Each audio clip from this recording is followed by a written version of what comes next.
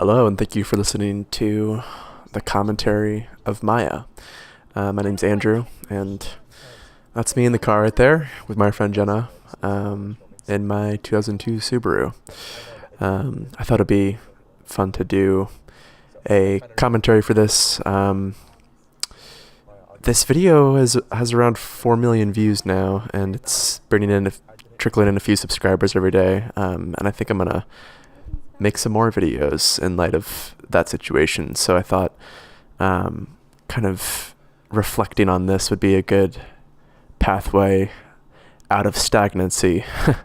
But yeah, this little moment here, it's kind of hard to tell, but she stabs me with the joint. And that was an accident, a little onset fluke that ended up keeping in. And here's the biggest controversy in the comment section was right there, us ordering a quesadilla in a drive-thru, and then it is revealed in this next shot right here, Jenna, aka Maya, has KFC cup, and a lot of people were not happy about the fact that we ordered a quesadilla from a KFC, and I guess it's not common knowledge or modern human experience that there's a lot of KFCs and Taco Bells that share a building. So this was in Indiana where we shot, and I grew up in South Florida, and there's KFC Taco Bell combinations there. I didn't know it was I guess it's exclusive to certain regions or maybe the US, I don't know, but I think one of the top rated comments was being fussy about that. But yeah, so this short film came about while I was in college. I was a junior when we filmed this, and me and Jenna were in a living learning community at our college, which was centered on orphans and vulnerable children, and we had to do a sort of final project, final thesis, and instead of doing a like a term paper, 10-page, 12-page essay of some sort, the Meshburgers who were leading the program, Scott and Jen, they graciously allowed me to make a short film instead. So that was awesome. So this scene rather was actually shot in South Florida, but still takes place in Indiana. I went home for spring break, and we had Jenna come down for a few days, and Todd Bruno here playing Alec is someone I've worked with in the past, and this short had some people complain about the ending, and I think rightfully so. It's not the best ending ever. One person joked they ran out of money, so the film ends, which I don't know, maybe there's some truth to that. I think we crowdfunded like $750 or something. Half of that was just kind of like some actor compensation.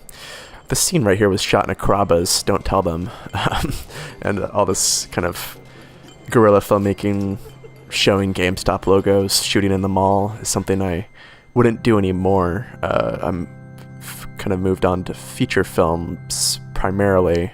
Still doing some shorts every now and then, but I'm kind of in the world and mindset now of trying to avoid shooting in Carrabba's or in this scene, a hotel room without permission. But that was the way I rolled in 2016, and that's what got this film done.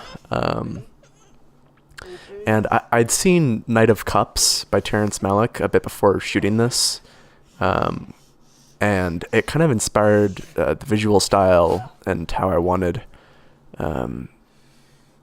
some scenes to feel. So this scene is filmed on a wide focal length similar to that film, and yeah, kind of this unbroken take is reminiscent of that as well. And I don't know, so I have not really watched this, and I'm watching it for the first time right now, and I kind of feel similarly now as I did back then when I was editing this. It's just kind of it's disturbing to watch as a viewer, but it is also disturbing as an editor to kind of keep watching my friend have to simulate trauma like this. It's pretty heartbreaking. Jenna was a theater major and I was a theater minor, and that's kind of crossed paths there. And yeah, I think her and Todd did a good job of jumping into this world, and um, we both Jenna and I kind of exited this a little.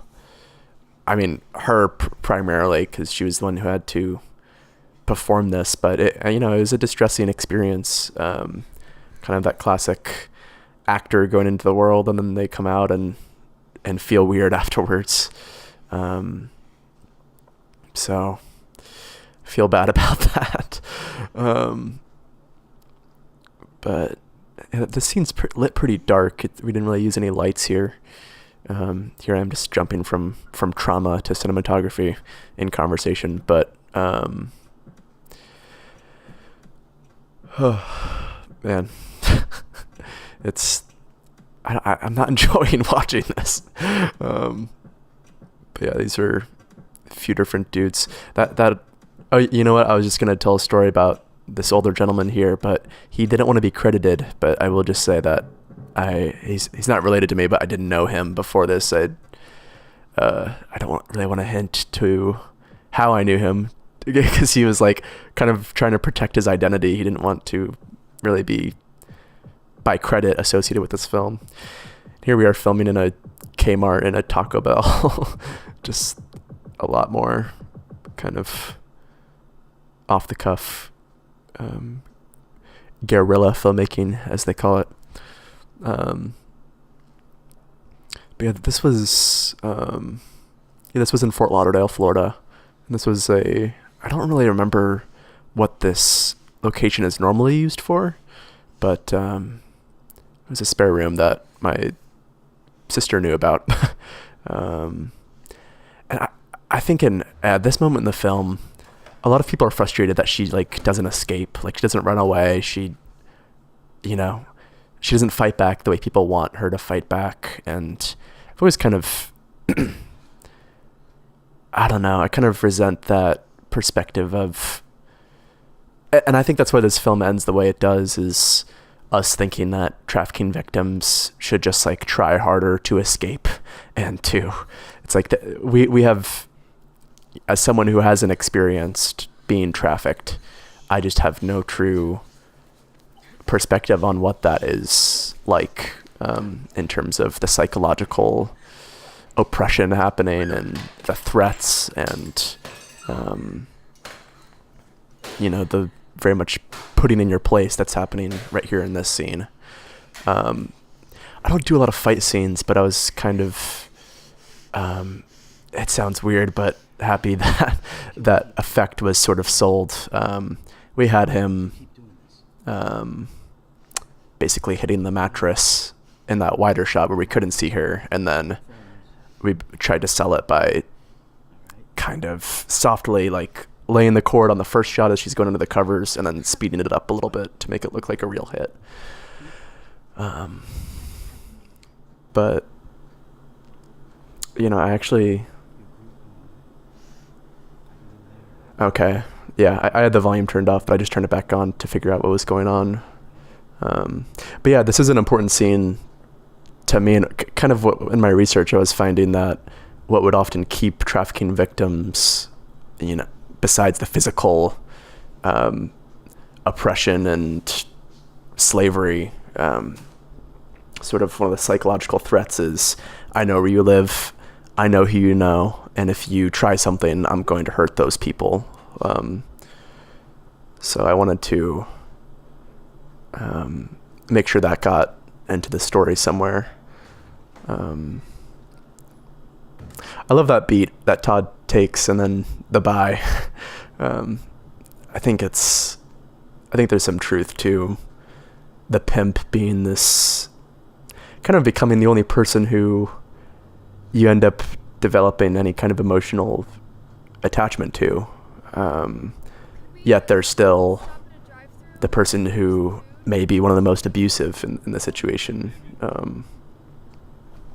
So yeah, I think there's both of those things going on, in terms of the relationship with the pimp. So this van shot was done in Indiana, and then this was shot in Miami Beach. So it was kind of a little bit of, we had the van access in Indiana, and then did these scenes on location. And here's my friend Johnny Contini, who's acted in a couple shorts. And looking back, some of this stuff is like uber dark to me. But I guess I kind of like that we can't really see his face super clearly. It seems to fit here. And yeah, it's funny. Just kind of, I love the spirit of just shooting in the street and not caring.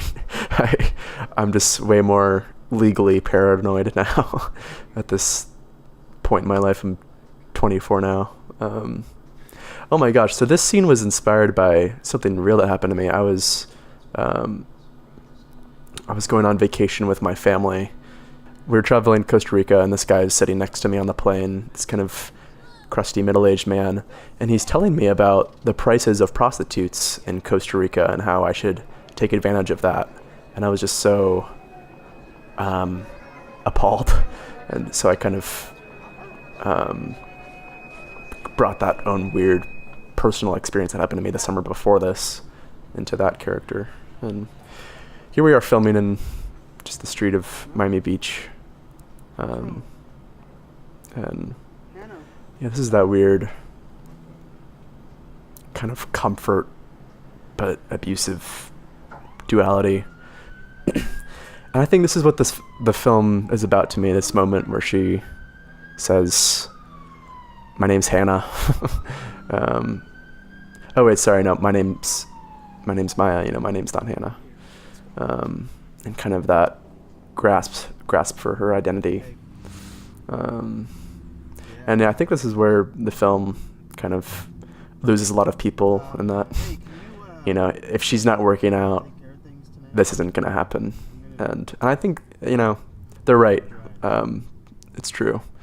And I also think that, a bad couple of days isn't going to waver a pimp to give up this easily. But I don't know, I like this really kind of absurd notion of grace that Alec here would just sort of have a soft spot for her and would, I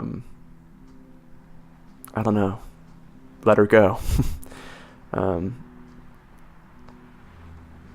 yeah, I guess one final story, those cyclists that come by, that was not planned, and boy were they mad that we were in their way.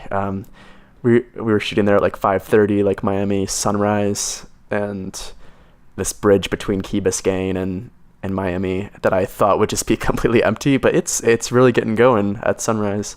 So that was something I had to learn that day the hard way, and the actors and we all just kind of, they were yelling at us, but we kind of didn't put that in. But yeah, thanks for watching and listening to this. Hope it was enjoyable for anyone who liked this film. And stay tuned. I have another short film that I shot last October that is pretty weird. We'll see what you think about it. I'm gonna upload that soon and make some other videos as well. So thanks for tuning in, and I'll catch you later.